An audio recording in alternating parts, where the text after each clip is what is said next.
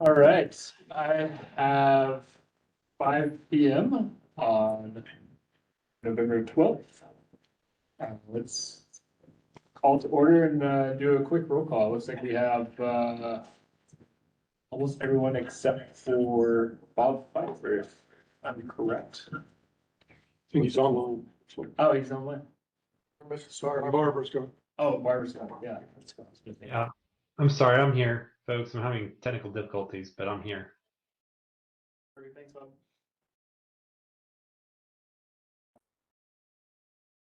I saw Carrie in here. No, and we're missing Kelly. So it looks like Bob Pfeiffer is joining us online. Barbara Adams out, and Carrie Kelly is also out. We have Dr. Wood, Greg, and John Camper, myself, Paul Oisenben, and James. All right, so I will entertain a motion for approval of the minutes for the October 8th meeting. So moved. Second. All right, we have a motion and a second. All in favor? Aye. Opposed? None? Seeing none, that's October meeting minutes have been approved. All right, public comments. I think I saw 2 on the sheet. Hey, can I make a comment real quick? I've got 3 text messages in the last minute saying the WebEx isn't working. Even though we've got Bob on, I've got 3 other people saying it's not, so. Oh, we now have Carrie online too, so. Yeah, so I don't know what to do with that. Do you know if the public link is working? I'll double check on that. Here's the panelists are working, I'll check the,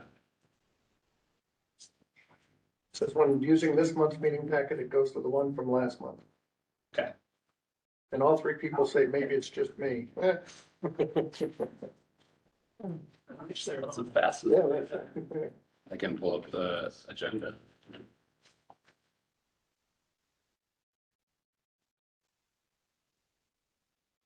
I was able to get on with the meeting link packet, link in the packet, but I had to copy and paste it into the URL. And I got on fine with the email on the regular one. Okay.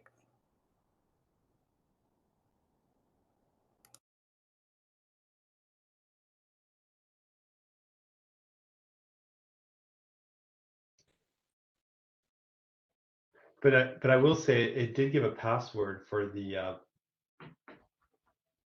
not the panelist, but the other one, which was interesting. I didn't know there was a password for the regular webinar.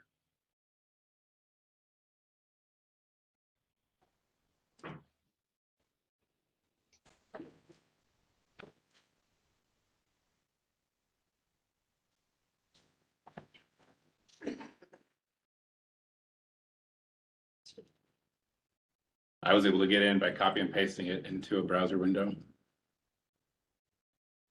Jim, can you ask your contacts, are they using the link in the agenda or the link to the calendar page on the advisory board?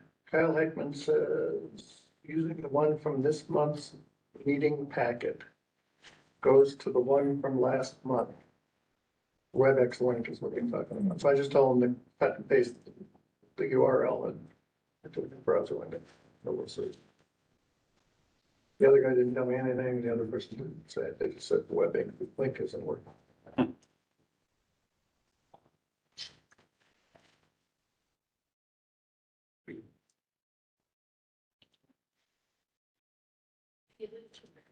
No, but it's not our obligation. True. And that's not it. It's just. It looks like the one online is different from the agenda. The link The link on, on the calendar. for okay, the- that's the one I'm double checking right now.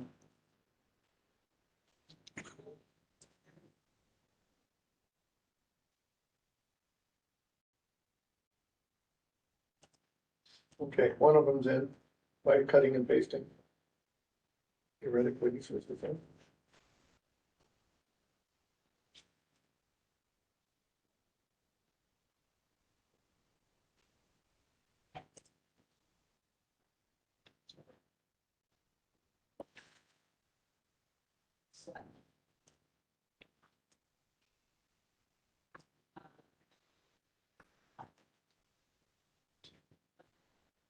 give Ben a few minutes. I don't wanna jump into public comment if we don't have. That's why, Yeah.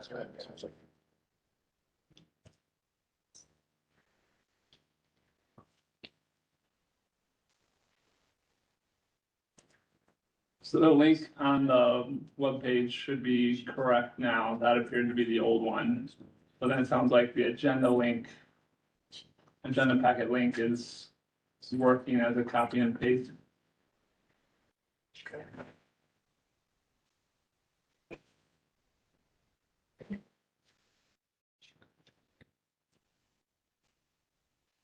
Yeah, if you let them know that, they should be good to go. We can start out with public comment in person and then let people join as needed. If anyone didn't get a chance to sign up, here's the sign up sheets. The public comment will be 3 minutes per speaker. I'll give you a nod or something if you start running up against the 3 minutes, and then let you know when that 3 minutes is over, then we'll move on. Right now I have 3 people. Ben, are you ready for public comment? Yeah. Okay. All right, first one we have is Brad Walker. And sorry if I butchered your name. It's hard to, with a generic name like that. Buddy, I'm bad at reading handwriting too, so. Anything you want, just don't call me late for dinner. Right. Good evening, everyone. It's nice to see some new faces on the board. A couple things. Today, the FAA officially announced their flight changes, as you may have heard. Those are in effect until December of 2027. I'd like to point out a few things. First, the FAA doesn't require any authority or any input from the community or anyone else when it comes to safety. They are chartered by Congress for safety as their mandate. And when it comes to that issue, they have free will to basically do what they want, which is to say we have new flight paths. And unfortunately, that's having some impact on the residents in Superior. I would like to compliment Sydney and her team at the airport, being transparent, open, and clearly being forthright and honest with all the things that are taking place. We've obviously, this is going to be a big issue. I think Part 150 issue is going to pop up here.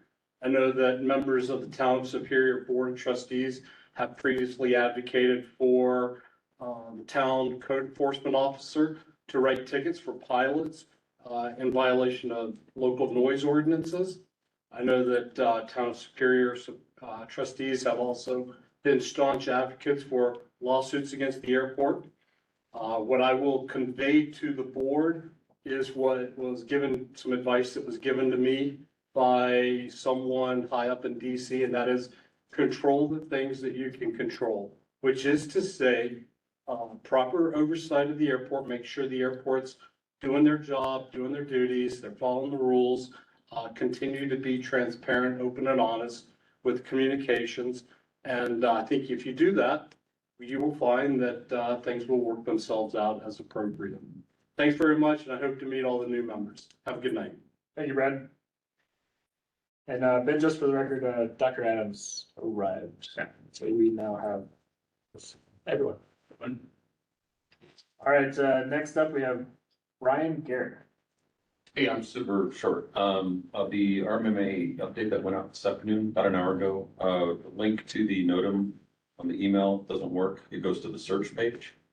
So there's no good way to find it. The Facebook works, but the email that went out doesn't.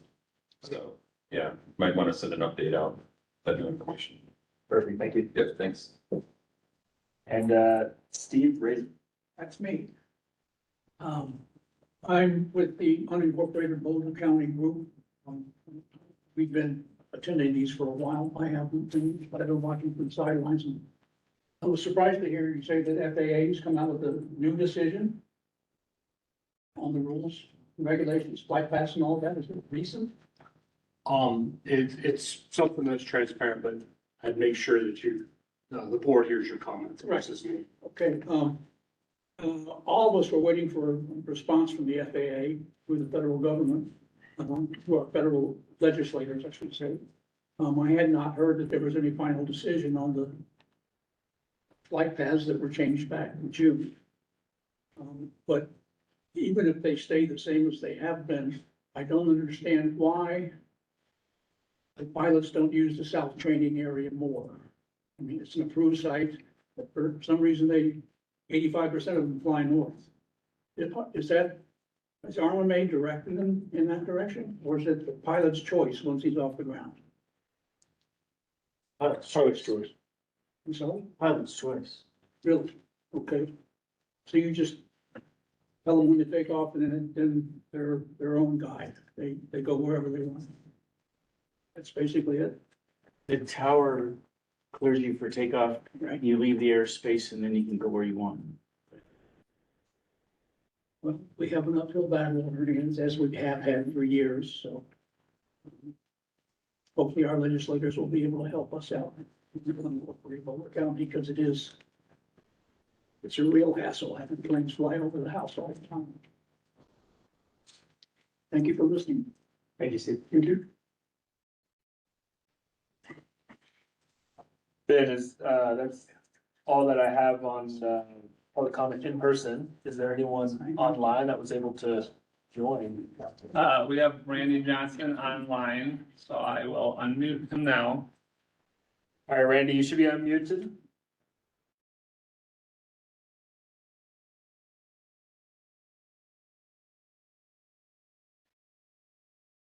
And Randy, you might also have to unmute yourself once Ben's unmuted you. Can you hear me? Yes, we can. Okay. Hey, yeah, sorry, because yeah, another screen pops up and I have to click unmute me. It's sort of strange. Thank you for calling. This is Randy Johnson from Lavers. I live south of Chatfield. I'm on the flight path from Rocky Mountain to Colorado Springs and southern airports. I normally I write down the planes I hear. Doesn't mean they did anything wrong, but just to let people know. So this month I wrote down 460 basically training planes. I did add up a little bit. Just that's actually better than last month was 586. I submitted 55 complaints to Centennial and 6 to Rocky Mountain, where the previous month I submitted around 70 to Centennial and 19 to Rocky Mountain. So both went down. I quickly added up airplanes. I write so small and fast when they come by that it's really hard to read. But I wrote down of the 460, 194 were Centennial, 145 were Rocky Mountain. Now I wrote 33 from Colorado Springs, but sometimes they could be going, from Rocky to Colorado Springs and back, or Colorado Springs to Rocky and back. I didn't look at that detail, but that's just info there. I do want to say that the planes are much better. Most are flying higher and slower, and they're spreading out. I know I repeat that. I just at least want to let you know that. But that's what I have. Now, this was an interesting comment. Yeah, I noticed this one. I was on Centennial Airport's roundtable. I'd called in, and I was, sitting here on my computer, and I heard an airplane coming. I looked, and I saw that it was actually at Titan Road. It was going from Rocky Mountain down, to Colorado Springs. But it was interesting that I heard it in my house. It wasn't doing anything. It was just doing the normal, and I heard it that far away. So that's very interesting to realize that. I knew I heard them a little ways away. I think that's all I have. But thank you for letting me give you my information. Thank you, Randy. No one else. What else online? All right. That closes public comment for tonight. Moving on to business items. Okay, I guess I will introduce our RSNH consultant team as we committed to. They are here to provide you an update to the Part 150 study. It's kind of an exciting time. I feel like we kicked off the Part 150 study quite a while ago. and there's been some background work happening, but this is the first time where we can really talk about some of the work that's started to happen and the first kind of deliverable that is out there for review. And it's sitting with the FAA right now, but without further ado, I'll hand it over to David Full and his team to run through an update on the study. All right, great. Thanks, Ben. Welcome, everybody. I hope to give you a good overview of what's been occurring and what's going to be occurring as part of the Part 150 process. So if I could have the next slide, Ben, this is our agenda. We will be telling you about work we've completed to date, the ongoing work, and the upcoming work, and then any other items that the board would like to discuss with respect to Part 150. We're here to listen to that as well. So introductions, you all know each other. I just figured we probably should introduce ourselves as the consultant team. I'm Dave Full with RSNH. I am the project manager for the Part 150 study, and with me is Julie Barrow. She's also working on this project, as well as Alex Phillipson. And they're both here tonight taking notes as part of it, because we have to do that as part of the Part 150 process. So I can't take notes because I'm talking, so they're here to help me out in that regard. All right, next slide. So work completed to date. I want to talk about a few things here. We have had our first round of focus group meetings. We have 3 different focus groups. We had those meetings on June 10th for the airport users focus group and the community members focus group. And then on June 11th, we had it for the city county planners focus group. Had very good discussions at each one of those meetings where we kind of outlined what a Part 150 study was. And they asked questions and got up to speed on what we would be doing as part of this process. We took minutes from those meetings and we distributed all those minutes to each focus group. So every focus group got the minutes from every other focus group as well. So we wanted to keep people informed because different questions were asked at different focus groups. And we wanted everybody to have that same amount of information. Second thing was the public open house that we had. That was on July 10th. From 6 to 7:30 in the evening, and it was at the Omni Interlaken Hotel close to the airport here. We did have a good turnout. We had 78 people show up, and for those of us who do Part 150 studies, it's not a record, but it's pretty high for us to have that much community participation. So we were pleased to see that.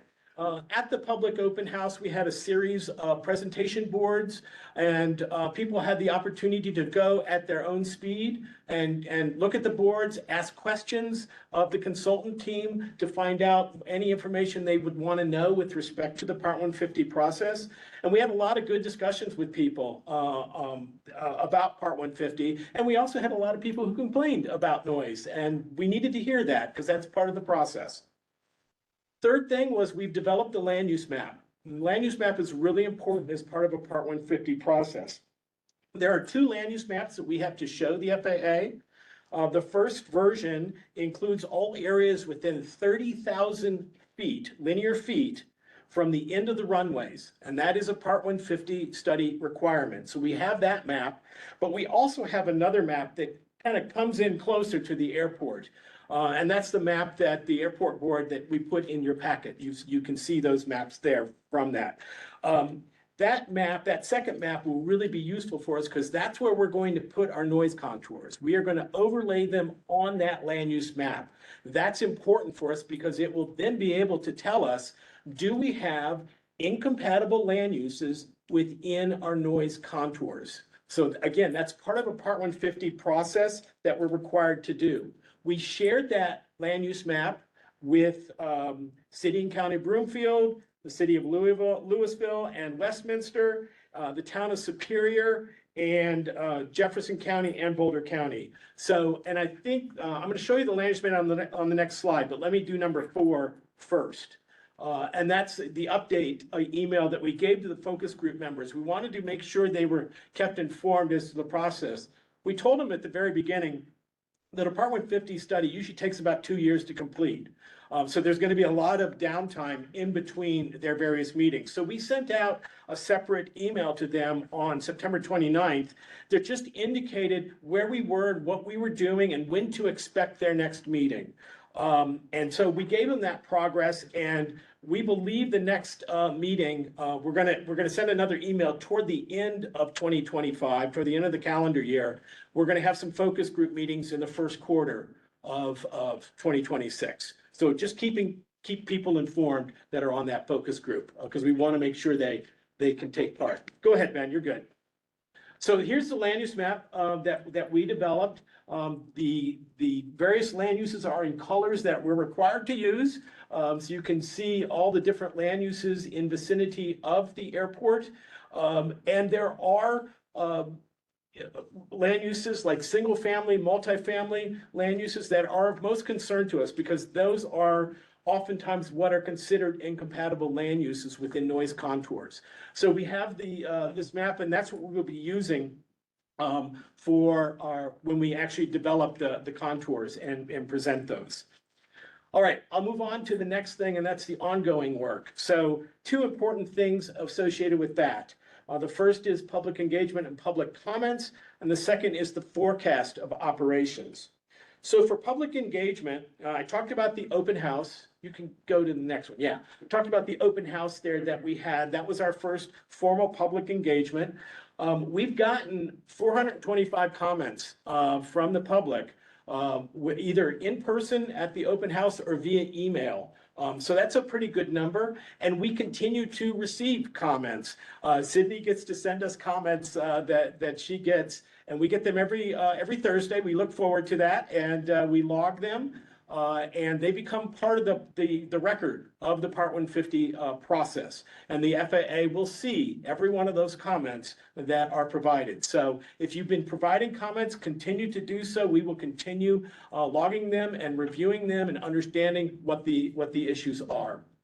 So that NEM report, and NEM, I shouldn't just put an acronym in there, right? NEM means noise exposure map. That's what I'm talking about when I talk about noise contours. That's the formal name that the FAA gives it. So all the comments that we receive will be in that NEM report. All right, the second thing, operations forecast. We have submitted this to the FAA. They are reviewing it right now. In fact, we have a meeting next Wednesday they have one comment they want to go over with us to talk about these forecasts. And you can see the forecast starts off with what's historical, what occurred in 2024. And then we go and we go all the way out to 2031. We are required to go 5 years in the future, and we will be submitting the first NEM report in 2026, which is why we go out to 2031, okay? So we have to do forecasts that go out that far. And you can see with respect to these forecasts that there are annual increases in the number of operations at the airport. And it comes down to a compound annual growth rate of about 1.7%. But over that time period, it's about a 10% increase in operations at the airport. And that's what the FAA is currently reviewing.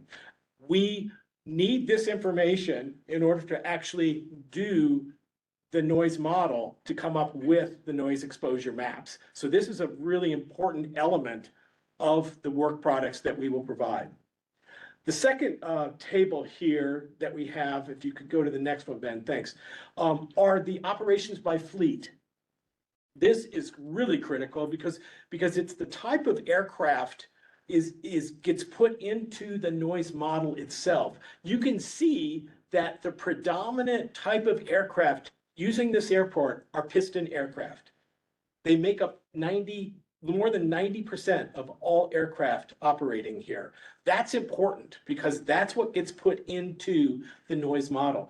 And I won't go through each one of these, but you can see where we end up then and again, this is for 2031, the total number of operations by those particular types of aircraft. And we have it for every year. I'm just showing you 1 year, just to give you a flavor for what that looks like. All right, upcoming work. So, as I said, it's about a 2-year process, so we're still fairly early in the process, and we have a few upcoming tasks.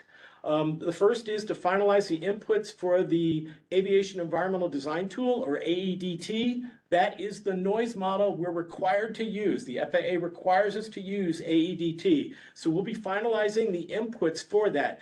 That forecast is one of the major inputs into that noise model.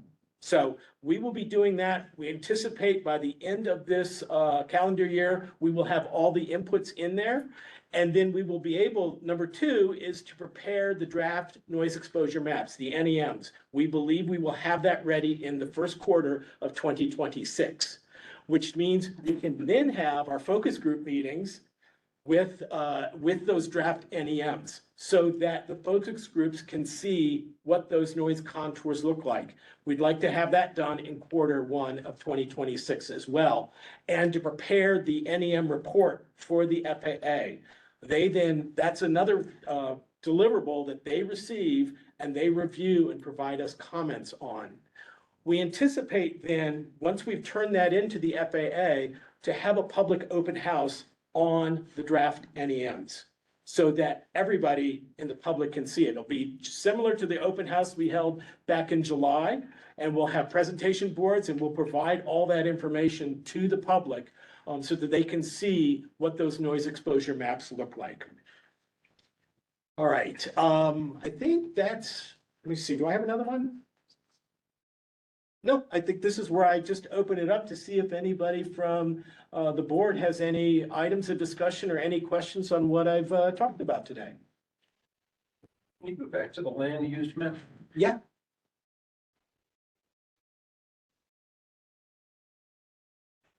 The copy that we received is very hard to read. This is yellow. This is Yellow is single family. single family. Yeah. What's this color? Which color? I'm sorry, I can't see what you're pointing Here's at. some yellow here. Here's something that doesn't look yellow, doesn't look orange. What is that? That, I think, is still single family. I think what happens is that green gets kind of into that yellow. Is that right, I Alex? think there's just so many parcels there and each parcel has a gray outline that it's kind of blending. Yeah. A little bit. Is the map that you're working from more accurate, more detailed? Yeah, so when we do the noise contours, we will actually blow it up and enlarge where those contours are, so we'll get a more defined view of each of the parcels. This is all done on a parcel by parcel basis. So when Alex is talking about the yellow that you see, those parcels are gonna be bigger. So you can actually see that yellow, whereas the smaller ones, smaller lot sizes, they're gonna be harder to see from that standpoint. But when we enlarge it for purposes of showing where those contours are, you'll be able to see that better. So yellow and muddy yellow. Yeah, muddy yellow are the same thing, yeah.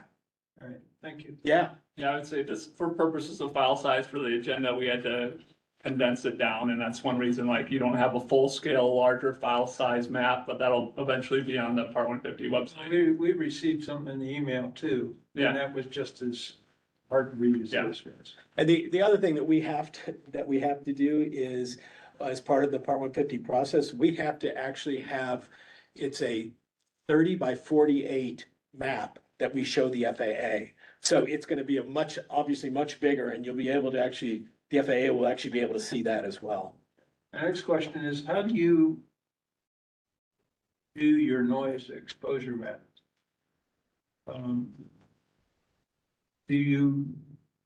Perhaps you could describe that process? Sure. So I talked about AEDT, the noise model that we're required to use. That noise model actually draws the contours, the noise contours that we then overlay onto the map. Okay, let me give you an example. The FAA recommends that aircraft fly their downwind leg 1 mile from the runway. Yep. Plus or minus half a mile. Mhm. The vast majority of single engine aircraft doing touch and goes here, they go out and they spot the reservoir, they turn there, they come over the reservoir, and they're flying about 2 miles from the runway. which puts them over residential areas. Is that model gonna take that into effect? Yes, it does. Yeah. Yes, it does. Yeah. How to do that? Well, because we look at all the flight tracks that have occurred here at the airport, and that gets input into the model as well. So do you use ADSB tracks for this? Yes. For input to this model? Absolutely. Great, Yeah, thank you. yeah. Yeah, there's a, I touch on just a few things that go into the model. The model has a lot of data that goes into it. And that's just one point of data. Excellent, thanks. I've got a few questions. Sure. Maybe I should wait, but, I'm looking at the report that was sent out. I'm concerned, you know, the old saying, garbage in, garbage out, right? Right. Yep. I'm worried that we're gonna fall into the trap of garbage in, gospel out. Taking the data we put it, there's analysis and saying, this is the way it is. And when I looked at, for example, you've got the use map, or the use model projections, the projections, I should say, of airport operations. You had The that slide. forecast? Yeah, Yeah. the forecast Yeah. of operations. Yeah. 300,000 for 2025, I think is what you had up there? Yeah. I went into OpsNet and as of October 1st, we have 164,000 operations. Last year, we had 50,000 between October 1st and December. So that's a high number, which means we'd have a total of about 220,000 this year. We have seen a dramatic drop in operations in 2025, yet your trend analysis line in that preliminary report shows it just going straight up. And I'm worried that that's not reflecting reality. Okay. I made that comment in my written comments and haven't heard back about that. So I worry about that. When James was talking about ADSB data, it's notoriously inaccurate on altitudes, especially closer to the ground. I've got a screenshot of a buddy of mine that landed at the airport last week, Friday. And just as he was approaching the runway numbers, hadn't touched down yet, ADSB data showed him 200 feet below ground. Okay, and I've got a screenshot of it. All right, I'm worried that if we're calculating ADSB data with that variance and saying, okay, this is how much noise this aircraft is making over this area. Again, are we using, not your garbage, I'm just saying ADSB data is not the gospel I think we might be assuming it is.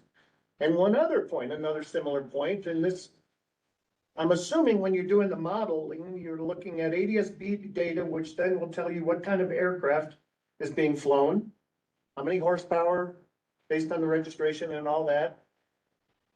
My FA well, let's say a friend of mine, I'm not gonna say my airplane, a friend of mine's airplane, the FAA registration shows it's 180 horsepower.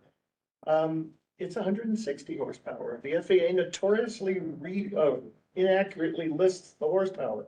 And similarly, I told you I had a lot of comments on this. And similarly, is the assumption that, kind of to James' point again, that with a 180 horsepower engine, which it's not, that I'm flying at full power on takeoff, which I don't always. I usually pull back the power.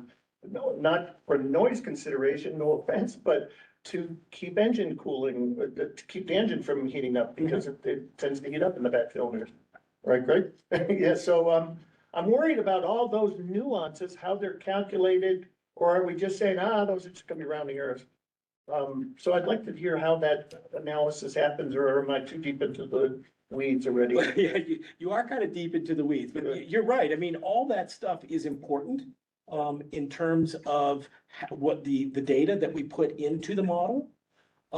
And, you know, I will take your comments and go back and take a look at things just to make sure that what we have, because I agree with you, if it's bad data, that's, you know, then we're showing contours that aren't real, right? The ADSB data. Right. I mean, we saw it, everyone in this room probably saw that horrible UPS crash in Louisville, where the original NTSB came out and said they were 485 feet above the ground by ADSB data. And then they came back and said, well, no, they weren't. They were only 100 feet. They looked at the original ADSB output, which again, closer to the ground is notoriously inaccurate. So I just worry about that. I want to give the right data so that if there's noise over this place, we do something about it and we're Right. not Right. chasing ghosts. Yeah, the other thing I will say is we don't solely rely on that data. Okay. Okay, yeah, that's also important to note. We use a lot of different data that goes in and kind of a checks and balances sort of way Yeah. to look at it. But I will also say this. Is what comes out of that model, is it 100% accurate? Probably not, because we have so much data. If you have that many operations, and if we have an anomaly, like what you're talking about, if we have one or we have 10, different horsepower, yeah, I mean, could it change it? Maybe, but not, it's not gonna change it Two hundred and much. 50,000 operations it might. Oh, yeah, no, yeah, with the total number of operations, I would agree with you on that. Yeah, I think that's an interesting point. We'll have to go back and take a look at that. Yeah. Cool, thank you. Yeah, of course. I have no experience in this particular area with ADSB. Just as a user, not trying to figure out where. Sure. Is it accurate in terms of the path of the aircraft? Or obviously it's inaccurate when the aircraft is close to the ground for altitude? We found that the path, that it's very accurate with respect to the path. Yeah. The direction, oddly enough, it depends on connectivity and all that, and I don't know, I'm sure they're not using my home internet feeds in their analysis, but it's not uncommon to see a track go westbound and then all of a sudden go eastbound and then all of a sudden go back westbound. That's not uncommon to see that. Even in the air, it's not uncommon to see that. Yeah. The track, yeah, you're right. Yeah. The location tends to. Yeah, it's pretty darn good. Yeah.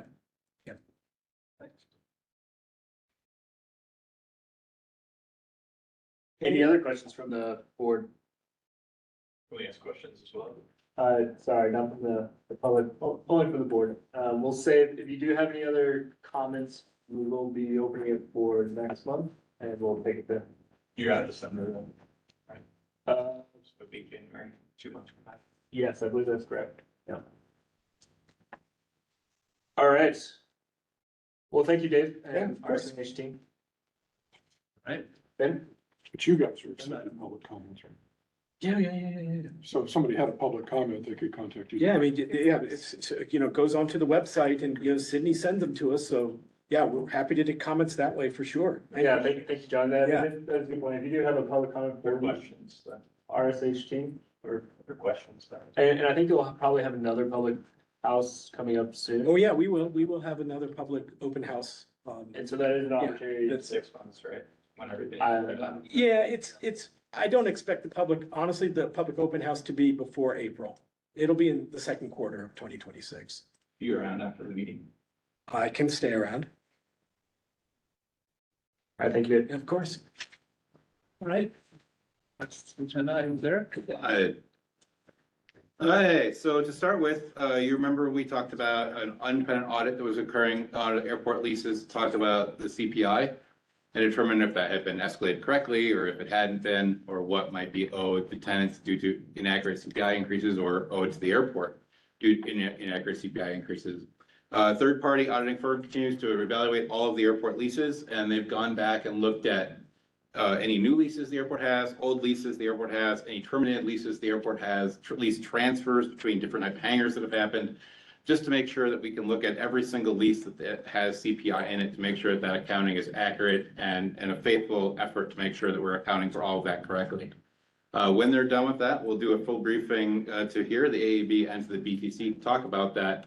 But we expect that hopefully next month, and then we'll give that update hopefully in January. But it has been a while since we talked about the CPI audit.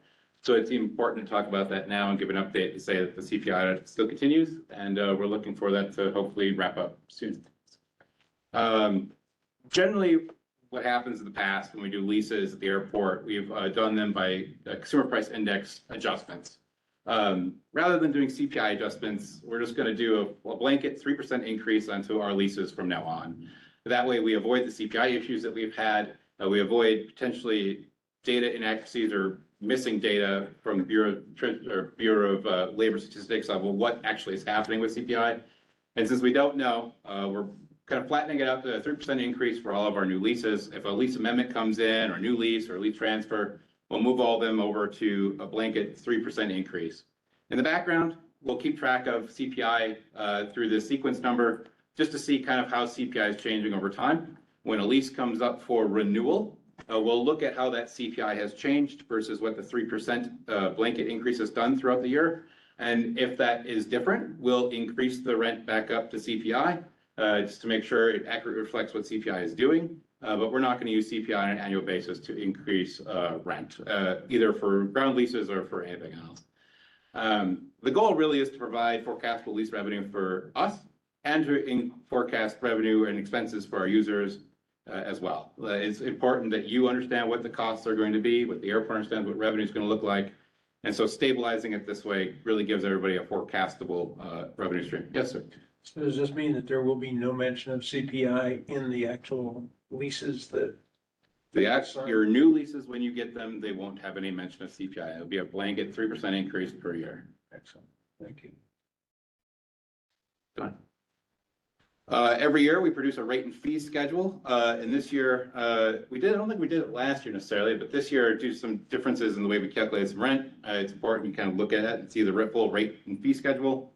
It covers pretty much all aspects of the airport's operation, including non-revenue or non-aeronautical revenue, badges, access gate passes, pretty much everything that the airport charges for is covered in that rates and fee schedule. I won't repeat that up into the presentation. It certainly is in your packet. If you have questions about anything particularly in there, I can answer those when I get through probably the two main ones that most people probably care about. Like I said, we've done a 3% increase on our improved rental rate, which I guess the way to think about the improved rental rate is to think about it like it's a market-based demand driven by what happens to aeronautical revenue at the airport. So if there's demand increasing for the airport, it kind of drives the improved rental rate up. If there's the airport's position in other airports becomes more attractive, it kind of drives that improved rental rate up. It's a kind of a market-driven analysis about how the airport's deriving aeronautical revenue. And we try to make sure that's the same across every user that comes up. So if there's a new lease that comes up, they're using that improved rental rate. Old improved rental rates increase at whatever the lease was negotiated at. But a new lease always starts from the improved rental rate and works its way up. So the improved rental rate is that starting spot where most aeronautical revenue will come from. And the revenue we're talking about today is the blanket improved rental rate for the general leases. FBOs have a little bit different of a rate to drive investment and anchor store principles to the airport, but the airport as a whole uses the same improved rental rate for all new leases as they come up.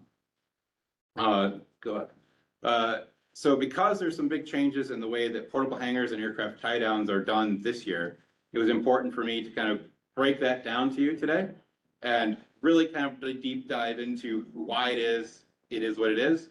And I tried to write it as detailed as I possibly could to explain why I came to the math that I came to. So we'll start. Aircraft tie downs are really just dedicated locations at the airport where an airplane can be secured. There's tie downs all over the airport. Not all tie downs at the airport are owned by the airport. I can't control what those rents are, but I can control how the airport accounts for airport-owned tie downs. There's 107 of them technically, 106 in operation. So we're using 106 in our math. So kind of where my mental math starts from is we don't want to own aprons at the airport. We don't want to maintain them. We don't want to upkeep them. Our goal is to focus on the main public infrastructure of the airport, which would be the runways and the taxiways, not private leaseholds, not aprons. We want to get rid of as much pavement from our books as we possibly can. So until we can do that, we need to make sure that all land at the airport reflects the highest and best use of what the airport could get from that land if it was something else. So in this case, we're going to talk about tie downs, talk about porta-ports, but we're also talking about later, next year, we'll talk about pavement maintenance plans and what we can do with some pavement at the airport that doesn't get used, or what can we do with it? Does it need to stay pavement? And next. So these things we're going to go through now really tied us to the improved rental rate. They talk about how we can take a rental structure on the airport that could be classified as a competitive use fee into a pegged rental rate. So think about this the improved rental rate being the key rate that these leases all try to tie back to. But, okay, next slide. So when we're talking about infrastructure allocation, the kind of the way I look at this is there's two basic principles when it comes to tie downs. You can have a tail-to-tail offset, which in this case, we show 10 of them, 5 a beam. And also we have power through, which is just 5 in a row. They are used for different things. They use different purposes. There are reasons why you might use a 10 pack in this case, 5 a beam offset, or why you might use power through. Our airport has a mix of them, primarily power throughs in the airport owned area, but there are some offsets in that area as well.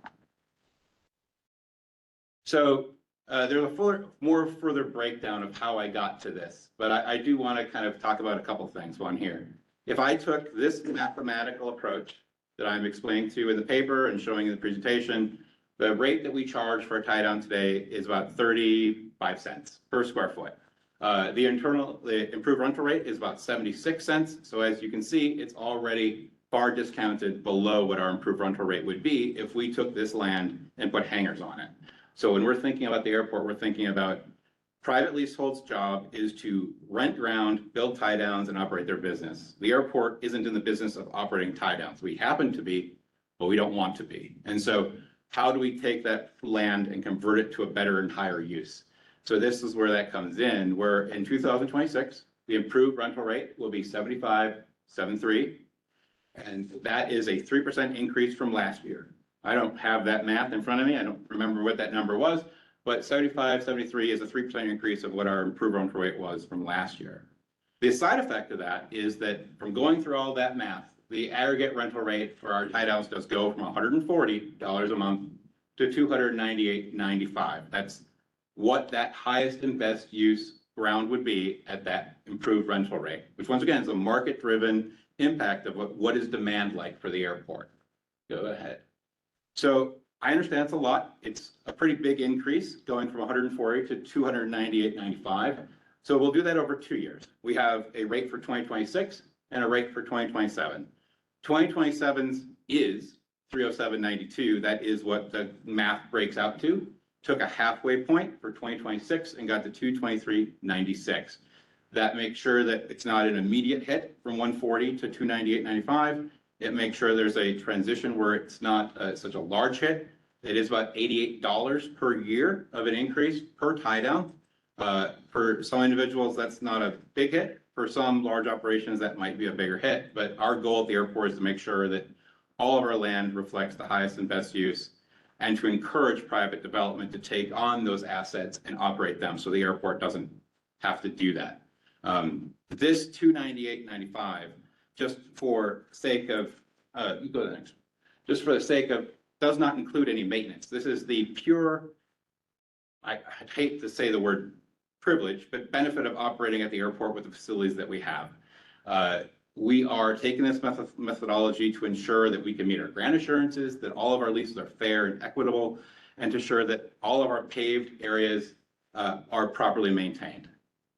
For aprons, like I said, I don't want to own any aprons. We'd rather transfer them to private enterprise, have them manage them, have them operate them, and operate them to the degree that they think is satisfactory.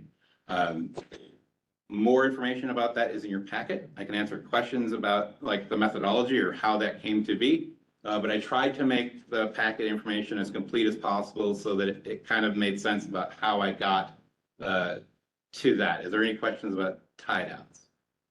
Yes, sir. Go ahead. So we're basically saying we don't want people tying down their airplanes here. We'd rather use the land for something else. I would say, If so, what? I would not say that's accurate. I would say that the airport doesn't want to have to maintain them. If a private enterprise like an FBO, there are two FBOs on the field, when they lease ground to the airport or from the airport, they lease the ground at the FBO improved rental rate, and then they maintain that pavement. They sell tie downs at their own prerogative. So if you go to Shelter or Signature, that's their apron, their tie downs, their mat. If there's an organization that wants to operate tie downs at the airport, they're within their right to lease airport space, lease those aprons, to have tie downs as much as they want. That's their business on their profit motive, not the airport maintaining under I'd say undervalued tie downs at the airport. It's undervalued land. It's not that we don't want tie downs. There's lots of tie downs at the airport. It's that we want to encourage private development to take over that responsibility, so it's not the airport maintaining them. But the price for the private development people would be that price.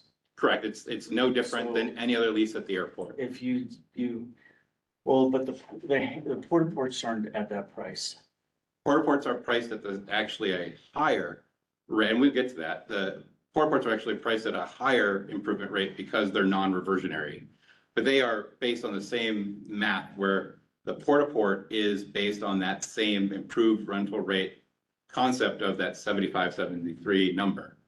Same general concept. The thing with porta ports is they don't have apron. So like the more apron you add, that rent gets higher. And then you can have tie downs as much as you want. It's like Signature or Shelter or Cutter or any other large operation at the airport. The minimum standards say you have to have a certain amount of apron for your operation. That apron is rented at the same rate as your building, as everything else. There's no discount on any of that. So if you use that land for tie downs, that's what you can use it for. We're not telling you how to operate your business. We're saying the airport doesn't want to operate aprons. It's a private enterprise. Private enterprise can do it. But if a private enterprise takes over that apron, it's still gonna be at that rate. Correct. So the private enterprise is gonna pay that rate? I'm sorry for interrupting, Greg. Or the tie down user is going to pay that rate, or is the tie down user gonna pay whatever the market will bear? I suppose two of those things are true. If a private enterprise comes and they rent land at the airport, for example, we have, as we go through the Southwest Development Area RFP, when those proposals come through, they'll be renting ground regardless of what their purpose is at that improved rental rate. If they want to use that land for tie downs, to rent tie downs, then they can. That's fine. They can do that.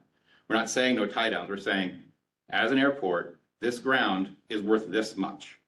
If that's, and at that much, a tie down is worth this much. 75 cents a square foot. 75 cents a square foot. 75, 73. That is the improved rental rate that you'll see at a minimum, like the private hangars bill at the Southwest Development side. It's what you'll see all new leases come for anywhere on the airport, with the exception of FBOs who have a different rate structure. But for everything else, it's that rate, the improved rental rate. So, for instance, the goal would be that Shelter eventually would be paying 75 cents a square foot for every square foot that they occupy. So the FBOs are on a different rate structure that escalates differently based on whatever their leases were negotiated at. But like any other tenant that has a hangar at the airport, that has ground at the airport, they all come into new leases at that improved rental rate. They may not be at that improved rental rate today, based on whatever the improved rental rate was when they signed their lease. And it escalates based on whatever their terms were. Which is why I said eventually. Yeah. Eventually, somebody will be at some rate, but the improved rental rate is always whatever the current market rate is today. And then next year, it will be a different rate. But that rate is what all new year leases start at that year. I know. It's really, really steep rate to double it in 2 years. I would say that's probably true. I would also argue that it probably should have been higher before. Like it's hard to correct for past, like I'd say, management philosophies in a way that is quick. I think there should be a certain percentage per year increase to get to your goal and not do it in 2 years. But the problem with that is the goal's shifting. So like every year, it's always moving higher. So if you say every year we're going to have a certain percent increase, that percent increase can quickly become a lot. Because depending on how many years you're trying to get to a point, that percent increase gets higher. It's like, to quote the news, you have 30-year mortgages and they have a certain interest rate today. If you go to a 50-year mortgage, it doesn't really save you any money, right? That treadmill that you're on only gets more steep the longer that climb is. So I understand that 2 years is steep. I understand that 2 years is hard. But I don't really have necessarily an alternative of how to make it work. We're at the point where we don't want aprons at all. So if we could transition away from that, that's faster, that works. Like if a business came to us and said, we would rather lease that than pay it, that's an option. I mean, like it doesn't have to be based on tie downs. It can be based on square footage. But the point is that that square footage that tie down occupies is worth that much. So, can I ask, if a business came to you right now Mhm. and said, gee, we really like this area where there's all these tie downs, Mhm. they get it? Would they get, clarify your Well- question. Because I mean, understand that area, What we're saying is we don't want tie downs. We'd rather have some other form of commercial enterprise that takes over the management of that property. Mhm. So are those tie down areas right now available for lease by somebody? No, the tie downs are tied to leases of the operators that have them. They're on month-to-month leases for the foreseeable while until 2027, 2028. We have an obligation to provide them. The rate structure of what we provide them at is the point of discussion. With the tie downs are not necessarily going away. The leases are for a while. They're not, if a developer, to answer your story, if a developer came to me and said, we want all that area, we want to lease it all, well, our response would have to be no. There's no way for us to do that. We have lease obligations for that area. If a person who leased that area came to us and said, we would like to lease that area from you, that might be a different story because that's a person using the hangar that needs that apron. But if somebody else who's not one of the users came to us and said that, the answer would be the land is not available. But Eric, we're saying that that's why we're raising the rates. I get Because it's worth it. I get that catch-22, and I understand that point, but at the same time, I have a federal obligation to make sure that land is being leased at the highest and best value, regardless of lease obligation of having to provide it. The goal is, or the problem is, you cannot lease that ground on purpose for a value less than the improved rental rate because of your lease obligations. Your lease obligations in this case say, when that's up, which is a month to month, they have no set rate. So at that point in time, the rate is what we set it. It's not that, and I want to correct you, it's not that we don't want tie downs. It's that the airport doesn't want to have to manage the apron where they are.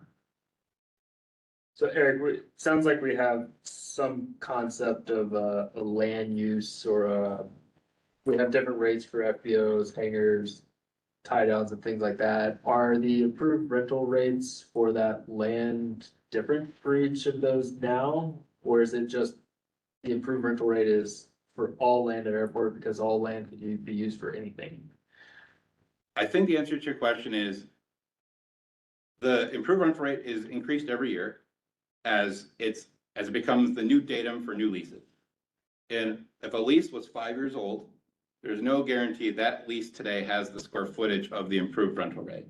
Because it could be escalated at some CPI clause, or it could be escalated at 3% or whatever, and that may not catch up to whatever that improved rental rate is. So they all could be at different phases of whatever that improved rental rate. But the thing is, it was always started at what that effective improved rental rate was when that lease was started. And so that's kind of the catch, is that on a month-to-month lease or a tie downs or whatever that is, they don't have long-term leases. They don't have any mechanism to control how they're escalated. So like the improved rental rate for a tie down is whatever the going improved rental rate is. And how I'm kind of thinking of it as like a city or state has certain uses for land and that kind of drives the overall market value of that land. For example, single family homes can only be this much value because you can only have this many homes per value, whereas an industrial might have a higher value because you can put it to more productive use. Do we have that kind of concept here where tie downs are only used for tie downs, or can they be used for anything? And does that affect the overall kind of market improved rental? So I think probably one of the points of discussion on that would be that like the airport didn't actually go out and build tie downs, right? So like the tie downs that we own, we didn't build. We got them through a reversionary process or a purchase of an FBO. And so like we got them, it's not necessarily that we went out and sought them. They're just kind of extraneous pavement. So like for us, from a zoning perspective, you have kind of two different ways to do that. One would be your improved rental rate is airports, all airports do them differently. Sometimes the improved rental rate can be how far away you are from the runway, how close you are to the road, the frontage, and there's like different geometry about how that rate gets fixed. Ours is not like that. Ours is just market driven of what's happening at the airport. And so then from a zoning perspective, each taxiway has a different type of design criteria for it. So if a taxiway is designed for like large corporate jets, it would make sense for that area to have large corporate hangars on it. Where if a taxiway is smaller and designed for smaller airplanes, it makes sense for that area to have smaller hangars on it. And so there is kind of a de facto like zoning that kind of happens through the FAA design process. I mean, when we do a master plan in 2027, one of the things that will get looked at is like, how does that actually work? But from a zoning perspective, it kind of is today. If there's an area on the airport that you want to build a hangar on, and it's available for lease, you'd enter a new lease at the improved rental rate, and you'd build whatever makes sense for whatever you're looking to build there. And as long as it complied with the minimum standards. And so there's things that go along with that. But it's not always as simple as I'm just going to build a hangar. I'm going to have to do all the improvements. I have to rent out as much apron sometimes as the hangar. There's a lot of catches sometimes in how that gets applied. But a new lease always starts at whatever that improved rental rate is. I want to mention Bob Pfeiffer just added that. He had the comment to make. Yeah, I appreciate, Eric, the conversation. Sorry, my camera's not working, and as you know, I'm in DC. But you know, the way I would translate this, and I want to make sure I'm getting it correct in my head. Two things. I would see this as, do the airport, which is government, want to be in this space? Which I hear is no, because the space could be done by the private sector. Second, is really the issue around the pricing, to make sure I understand it, or the cost, is really the cost of maintaining such business under you or the airport, which is maintaining the asphalt and whatever you may be doing to the tie downs, that the revenue is exceeding the expenditures associated to maintaining it. Am I understanding like those are really two of the fundamental things that we're talking about? I would say your first point is correct. That is an element that the airport, rather not do in the private sector, could do it. Second, the improved rental rate actually is just a layer of the fee structure of the airport. It doesn't actually include maintenance. And so, like, as part of the presentation and part of the slides, it's the improved rental rate is that fee that pays for that portion of the airport that can't necessarily be attributed to anything else. Runways, taxiways, public use facilities, things like that. It doesn't actually address maintenance of that area at all. Like if we took asphalt that we have today and we thought about, and let's be honest, that area where the airport owned tie downs are not in the greatest pavement condition, and we're going to resurface that, it's something like $15 per square foot over to do that. So if you're going to pay $15 per square foot to resurface that area where those tie downs are, it's not 73 per square foot anymore. It's 73 or 73 per square foot for the improved rental rate, plus whatever that maintenance cost is. So like when you're a private enterprise, you run an FBO and you're leasing from the airport, or you're a MRO, or you're whatever, you're leasing ground from the airport, you pay the airport the ground rental rate, and you have to pay for all of that structure. If the airport actually leased ground at the improved rental rate and then paid for maintenance for it, we would be severely undercutting our private enterprise to the point where they are no longer competitive. And so it doesn't make sense to subtract maintenance costs from the improved rental rate. You have to add all that back onto the top to get to the actual cost to have that pavement on the airport. Yeah, and I think you're getting me where I was wanting to have the conversation. So I'm supporting, I think, your argument more than anything, Eric. But the second bullet is why I think on the screen right now is what's catching my eye, is because the allocation ensures that all pavement required for the tie downs operations is allocated for the applicable use. So does that second bullet imply that hopefully some of this fee helps with some of the what I consider the maintenance of the pavement of these tie downs? No, what that is saying is that what you're looking for is the third bullet, where it says that if the airport is actually going to be responsible for maintaining these pavement sections in the future, we would add on that maintenance cost. Okay. Which is something we haven't done in this proposal because it is a more significant effort. And we do look in the next couple sections with the CIP about what that looks like. But what that part says is that it's taking the tie down, which is about 1,400 square feet. And it says you can't operate a tie down in a vacuum. It requires a lot of infrastructure around it.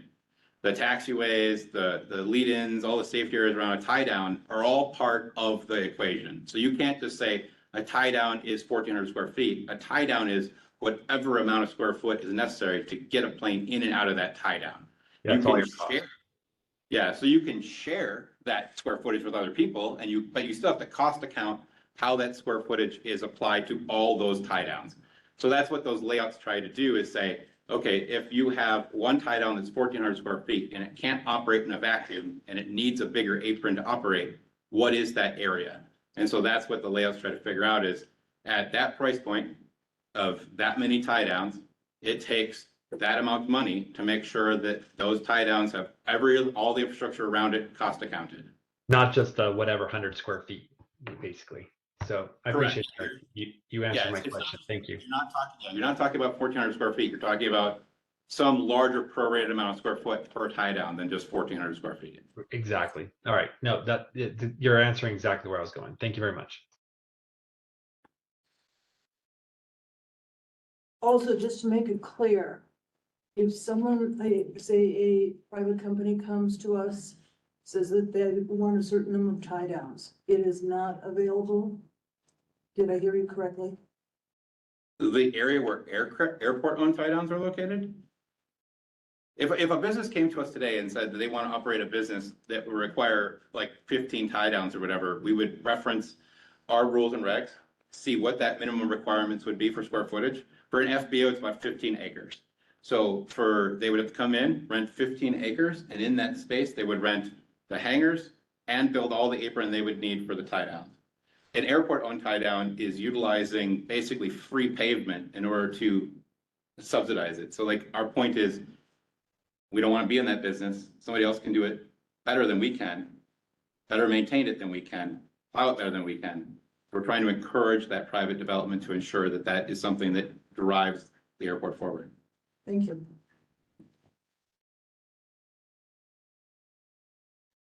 All right, next. Porta ports. I will start with porta ports are actually a very important part of the airport's overall atmosphere. It's funny, porta ports were called portable in the beginning. I have never actually seen a portable hangar moved in my entire lifetime. I have been to multiple airports with porta ports and I've never seen a single one moved. It's not an offense to porta ports. It's just that as personal property, they don't revert to the airport. They are your own personal property to do with as you want, to move with you wherever you would like to go. They're meant to be mobile. Next slide. We have 62 portable hangars here at the airport based on the square footage of each porta port. I listed them all here. Executive level, we have 5, executive 1, 46, 2, 8, and executive 3, and it lists their square footage. Something to kind of look at as we get through to the next slide here will be that nowhere else on the airport does a lease exist where the amount of square footage you lease from us decreases your square foot rate. We have tenants at the airport that lease multiple acres from us, 30 some acres from us, and their square foot does not change at all. It is the same improved rental rate for the entirety of the property. It is just for some reason porta ports that have this weird cost division where the larger the hangar was, the lower its square footage became. I can't explain why that is the case, but what I can say is that as part of this process and looking over rates this year, I really tried to figure out how to fix that issue at a point where all the porta ports were the same. It was fair, it was equitable, there was no opportunity or no bias as to what that rate was. Right now, you can see the current square foot rate for all the hangars, and like I said, it actually decreases with how big that hangar is. It's not a thing that exists anywhere else on the airport. So what I did is I equalized all of those square footages to figure out what that would look like. And I'll go through kind of how that became to be. But then after a 3% increase, they all now have the same square foot rate. Next slide. So 51, as part of this process, when I looked at all of the porta ports and I looked at all the rents not the rents they were paying, but their square foot rate, try to really figure out like, what does that really mean? We know the porta ports are personal property. They don't revert to the airport. And because they don't revert to the airport never owns those structures. They are free and clear after the lease is over. And because of that, they have a different rate structure. So it's not 75, 73 improved rental rate. It is a non-reversionary rental rate based on that improved rental rate. executives go down $33, executive 1 down 5, 2's up 53, and executive 3's up 127. I want to be clear, a lot of that increase for the executive 3's is actually because they're no longer getting a discount for being a larger hangar at the airport. It is being equalized across the board, so everyone is paying the same square foot rate, and they're also paying the same power delivery rate. So like, it's not so much as like executive 3's have a lower rate and then a lower power charge. Everybody's all on the same rates, all on the same power delivery management system. All of that is, to me, fair, equitable, ensures that there's no bias to those PAPs at all. Next slide. And I kind of already touched this, but the key here is really to make sure that all of our rents at the airport are fair and equitable, and they actually comply with FAA grant assurances. We want to make sure that a person who rents at the airport is not either being taken advantage of or giving a special deal. In this case, we were making sure porta ports are fair and equitable. It does benefit 51 different porta ports that their rent is lower and 8 are higher. And I understand that increases are not always great, but this is our way to make sure that those porta ports are fair. And there's a whole breakdown in the packet about how I calculated the porta port rent, how it explains how the porta port rent was calculated, how the net present value works on those hangars that will revert and those hangars that will not, just to make sure it's clear that, you know, as personal property, the airport has no vested stake in that hangar. It is yours to do with as you please within the rules and regs of the airport.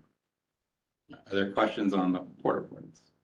Well, they own the hangar, but they don't own the land that's sitting there. Is that what you're saying? No one owns land at the airport except the airport. But yeah, they own the structure, they own everything else. The one way to think about that would be other large hangars at the airport.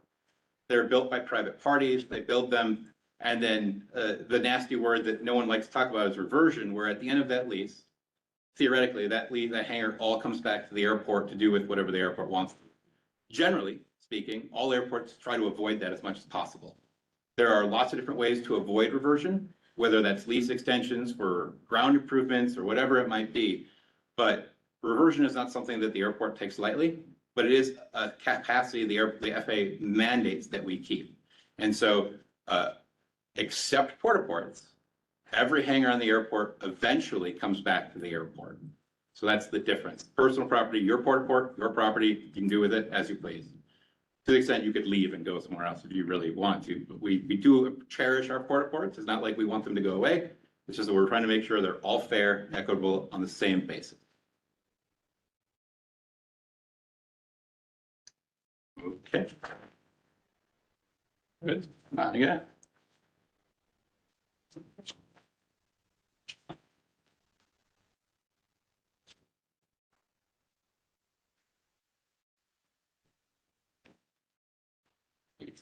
It's not our day on the presentation system, is it? I'll take responsibility for that link being bad. I don't know if I actually broke it, but I don't know if you noticed, Sydney did a really good job on doing our rebranding for the airport, or like branding update anyway. We got a brand new logo. I don't want to steal her thunder, but we did put all new letterhead together for like the thing. And so maybe I broke it when I created the new letterhead. I don't know, but it's possible. Okay, capital improvement plan. In your book, you'll have CIP for all the years up to like, I think 2033. But it's really just a non-exclusive look or non-exhaustive look at what the airport's looking at in the years coming ahead. It's all kind of laid out in the binder. I can answer specific questions about specific projects if you have them. And I may have to get back to you if there's really critical questions about each one, but I can try. Next slide. Generally, airport CIP projects are funded through FAA AIP dollars. It's primarily a self-funded project or fund that pays for about 90% of an AIP eligible project that the FAA has programmed. Just because a project is eligible does not mean it will ever get FAA funding. I cannot be more clear because I'm sure this will come up in a little bit. Just because you're eligible does not mean you will ever get federal funding. It is a priority system and the FAA has its own set of priorities. CDOT also pays through a fuel fund. Denver actually contributes the most money to the CDOT fuel fund, but it pays about 5% of AIP and state eligible projects. What's not covered by those could be covered by other projects such as bill funding, or I think AIG actually is bill funding, but like, I think so. But generally, the Airport Enterprise Fund will capture everything else from an AIP project and all the other local projects that we're working on. Go ahead. This is a really macro view of the CIP coming through 2033. Some callouts in here we'll kind of get to a little bit, but big ones. 2026 got a lot of money sitting there for taxiway phase 2. 2029 has a bunch of money sitting in for taxiway Delta phase 3. 2032 has all of that money sitting in there for that, a rehab of the primary. So in 2032, for $10.5 million is a mill and fill? Mill and fill on the primary. Next slide. City of projects, airport master plan update. That will be a project the airport will be covering through our enterprise fund. We're not getting any federal money for it. That's 2027 to look at the airport master plan. Pavement maintenance plan to look at what airport pavement we have out there, what is necessary, what's not, how can we scope our pavement to make sure we're not maintaining more than we need. 3-0 right rehabilitation, 1-2 left, a reinforced soil slope. I think we've mentioned that a number of times. Don't necessarily think that shows up in project updates, but reinforced soil slope certainly is a big project for us too, to rebuild the hillside of 1-2 left. And then taxiway Delta, all the phases of Delta from Delta 7 all the way through Delta 1. The year ahead for CIP, we have the Part 150 folks here. Part 150 certainly is going to take us through 2026. Runway 321 closure, one moment, and I'll talk about that in a little bit. Southwest Development Area RFP, certainly something you guys will be critical part of. Delta Phase 2, which will be next year, for the reconstruction of taxiway Delta, basically from where construction stops today or through Delta 5. That's the goal, is to rebuild all of that at Delta. And then unleaded fuel transition, pretty critical for us. We expect to hopefully we start selling that in December and pushing through that transition through the rest of the year. Just keep there for a second. On runway 3, excellent. For runway 321 closure, I will tell you, the FAA wants this thing closed bad. There's a couple reasons why, but they really want this runway to go away. Primarily it has to do with the two hotspots down on Delta and on the runway itself. Those two hotspots are causing the FAA to have serious heartburn about this runway, and the sooner it can be closed, the sooner the FAA will be happy. That's important because although the runway is eligible for AIP funding, the FAA is never going to fund this runway. And we can get to that in more detail, but I just want to be clear as we get forward in the CIP, the reason you don't see any runway 321 is because the FAA will not let us program that runway because they want it gone. So I just want to be clear. When you're looking at your reports and you have questions about runway 321, happy to answer them. Happy to deep dive into runway 321 next year before we do anything with it. But I do want to be clear, the FAA, every time we talk to them, have you closed the runway yet? And so that's their primary I would like to deep dive into that, and I'd like to see and hear why the FAA wants to close I think a safety-focused runway because of two hotspots for taxiways, especially if we were going to remediate Delta Taxiway. Like you've heard me pontificate about 321 100 times, Eric. It's, you know, my best analogy I can come up with is we're going to close the runaway truck ramps on I-70 because we don't use them enough. I don't know if I agree with that analogy, but I get it. I would say the FAA sees runway 321 and its hotspots as a significant issue for them and to be a certain extent for me, because a lot of the press that we get about some of the negative press about the flight paths and why they are or whatever are not caused because of air issues. They're caused because of those hotspots on that runway. And so like, it can't just be, it's not as simple, but if that's what you would like to do. Yeah, I think there might be ways of looking at the flow of taxiway Delta and hold short lines and those sorts of things so that you can ameliorate those issues with the runway. But I think it's borders on criminal that we're closing a safety-focused crosswind runway with the argument of, yeah, they can go somewhere else. I'd like to hear what airport in the Front Range has a 321 alignment. Yeah, nobody, yeah, there's. Yeah, I didn't figure it was a Again, rhetorical question. I want to do a deep dive on it. I want to do it late tonight. No, and one of the reasons I provided you all that documentation before about runway 321, the study that went with it, the fact that we're doing pavement, inspections on it every quarter to make sure kind of like what's going on with that pavement, is so that you could be informed about like what is going on with that runway. I'd be okay if it was a grass runway, to be honest with you. So. I don't want to I'd maintain a grass runway. Pardon me? I don't want to maintain a grass runway. But like, no, I would much rather maintain a pavement runway.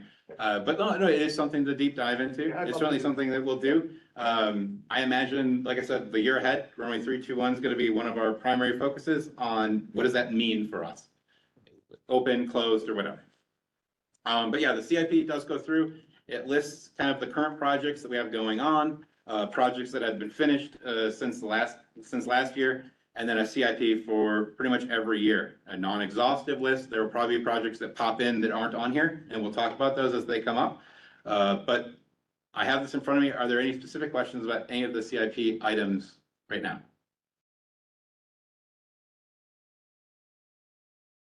I'll just echo Eric did a really nice write-up on what we kind of think the next 5 to 10 years look like. But if you have further questions, you can reach out to us. And that concludes the Eric show. I believe it's now the Ben show. Hey, Very Gary. good. I know we're running late. Yeah, I think we can knock through these, and then should be good. All right, I'll try and keep something short. Taxiway Kilo Delta, we are working towards a winter shutdown. I think last month I mentioned that we might need to do that based on the availability of asphalt, runway spec or airfield spec asphalt into November. We expect that to wrap up maybe at the end of this week for the end of the year. And we'll be looking at repaving the sections of Delta that are currently milled out. And the cul-de-sacs have actually been paved, so we now have a finished road section on either side of that taxiway. And then that fence project is ongoing, that will kind of encapsulate the southwest development area and bring in the taxiway that will be built next spring into the airfield. Unleaded fuel project, here's a picture of the site as it existed last week, but essentially the contractor has fully prepped that site. Now we're just waiting for a truck to show up from Florida with a tank and the associated dispensing equipment, and we'll plop that on that pad and get it connected. And then we have Shelter under contract, ready to go with ordering probably Swift 94 UL at this point, and delivering it to end customers with a fuel truck that they'll be leasing. So we're good So we're there. gonna let the decision on which unleaded fuel go just to the FBOs who decide which one they want to sell. Is that how we're doing that? I think. I would say that's not accurate. Like, I mean, there's a couple things about unleaded fuel that are complicated for the airport and for the fueler. 94 UL is already in the region. Centennial's had it for about a year, I think. Embarrassing a little bit how long it's taken us to get it done, but we're trying as best we can. So a year they've had it. It's been really good for them. They seem to have it really good on the market. It's something that Swift Fuels can get to us readily available, and it's something that the FBO feels comfortable delivering to their fuel tank and their operating and everything else.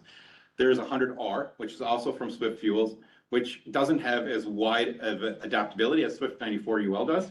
And so we're kind of thinking about like, okay, it makes sense to start with 94 UL, see how that transition starts, and then work to whatever maybe the next fuel is later, as long as those two fuels are intermixable. And so far, what we understand is those two fuels are. GAMI can't mix with anything, and I have not met anyone who told me to buy GAMI. So like, okay, fine. So we start with 94 UL because that's what makes the most sense for the market that we have today, and then transition to whatever comes next. And the transition plan talks about some other fuel types that are out there that haven't been even ASTM certified yet. So we can't, the FBO doesn't feel comfortable managing any fuel that's not ASTM certified. And that makes sense, I understand that. Who's not The comfortable? FBO does not want to do that.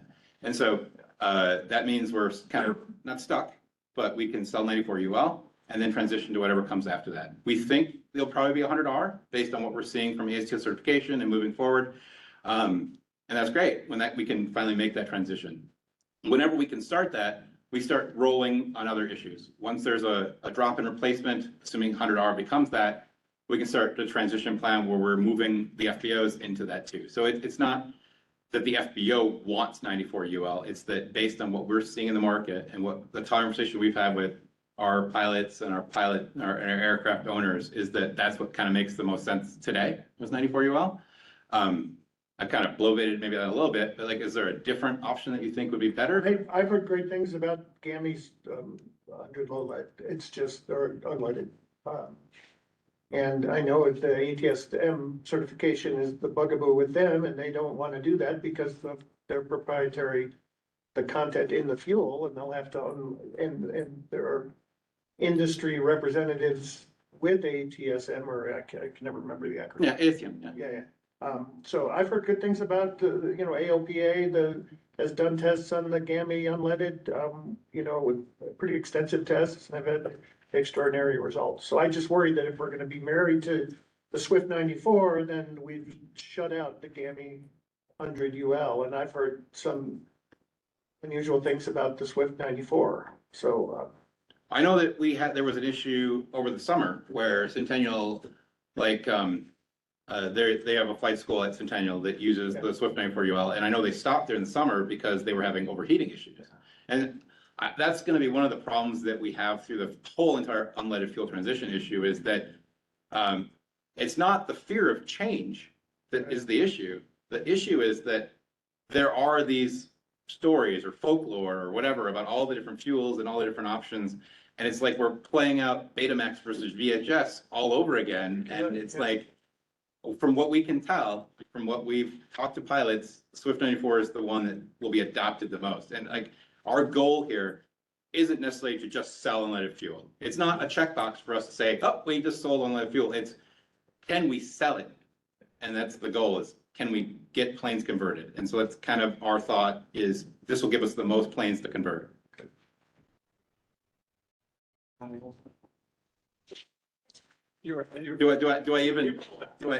else do I have to say? In the packet is the unleaded fuel transition plan. That was submitted to CDOT. They've approved the transition plan. There's really not much else to say about it. Cindy and I will work together, and Ben and I will work together to make sure that we communicate with our tenants, to make sure we talk about the benefits of transitioning to unleaded fuel. We'll talk about whatever we can do to try to encourage that adoption for people who want to. We can't force people to. I cannot force an FBO to change. The federal rules and regulations are very clear. I cannot stop selling low leaded fuel. We can try to take what steps we can to try to encourage adoption. We'll do that what we can.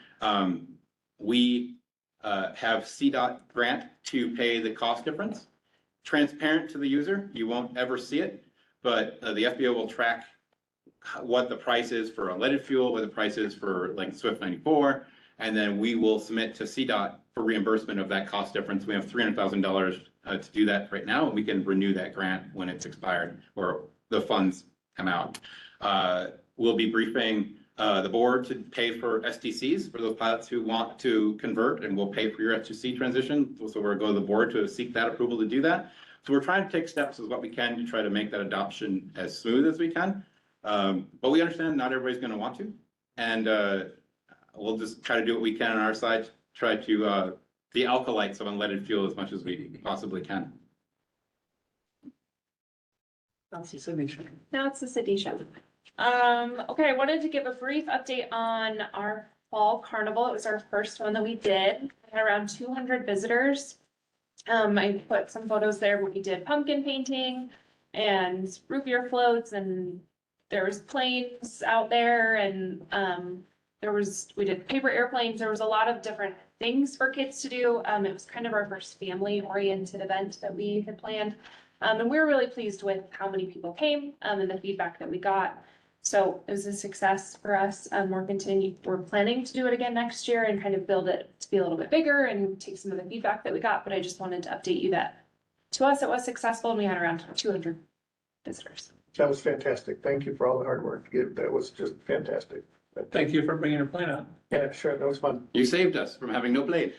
The wind was I wasn't counting on 150 kids crawling in the cockpit. Saying, stop touching those switches.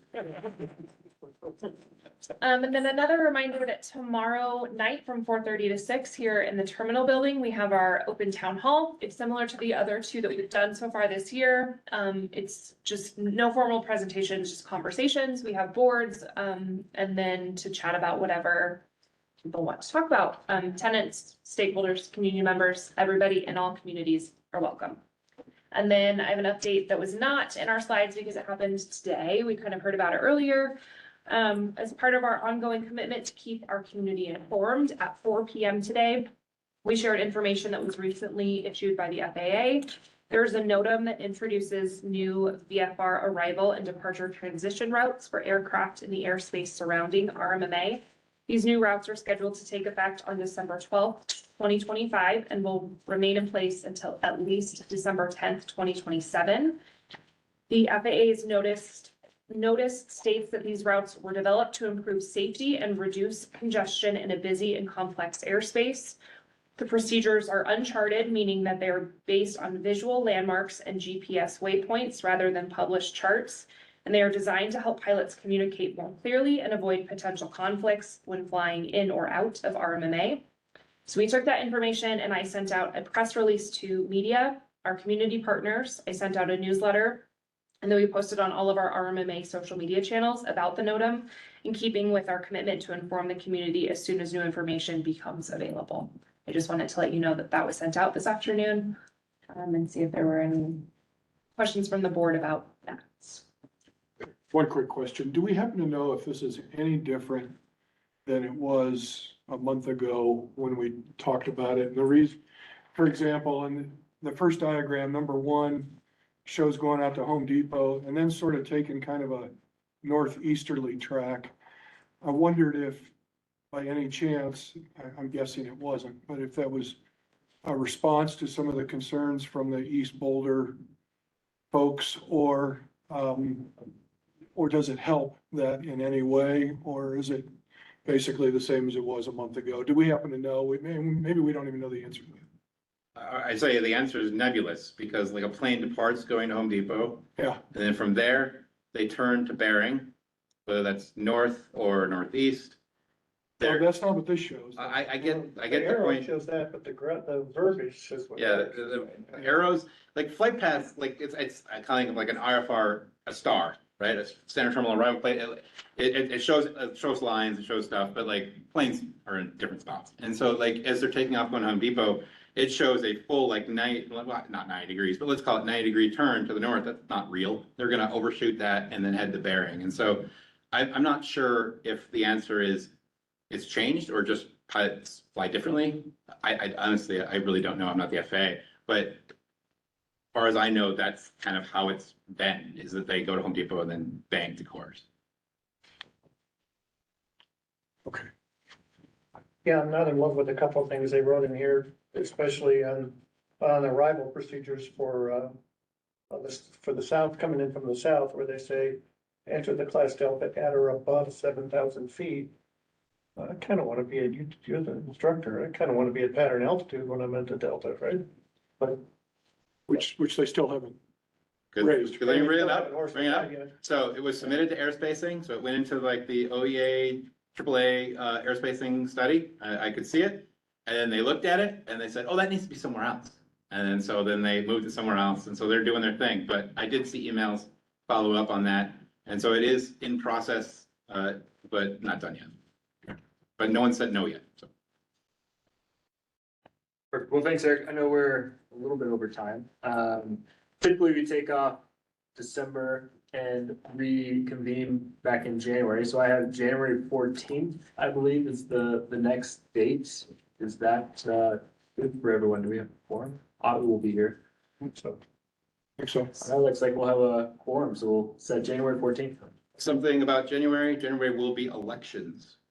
So it will be time to reelect new chair, vice chair, all that fun stuff. Darn. All right. No, you can still do it, Paul, it's fine. Oh, darn. I will take a motion to adjourn. Perfect. All please. Bye. Any opposed? All right, we are adjourned at 6:34. All right, thanks, everybody. Thank you.